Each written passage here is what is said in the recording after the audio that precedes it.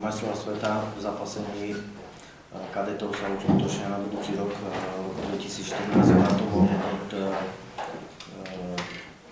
15. do 20. júla, kde budú prebiehať samotné súťaže alebo súťažné dni. Celé majstrovstvá sveta začnú už niekedy okolo 12. júla, kde budú prichádzať rôzni predstavitelia z rôznych štátov.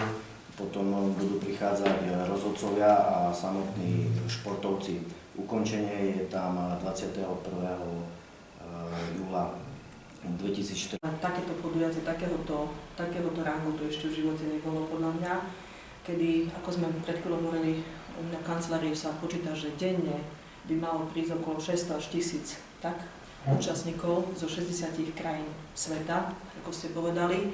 To znamená, že jednak mesto Humenné bude mať obrovskú propagáciu, nielen Slovensko, ale mesto Humenné bude mať obrovskú propagáciu, čo sa týka ľudí, ktorí prídu zo zahraničia, ktorí môžu šíriť meno o meste Humennom, takže verím tomu, že všetci nejakým spôsobom sa spojíme, pridáme nejakú ruku k dielu, pretože hovorili sme aj o tom, že sú tu potrebné úpravy, my sme to hovorili už aj konkrétnejšie, aké úpravy.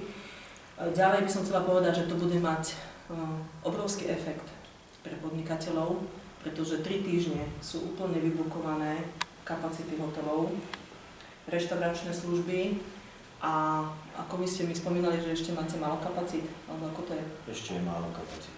Ešte je málo kapacít, takže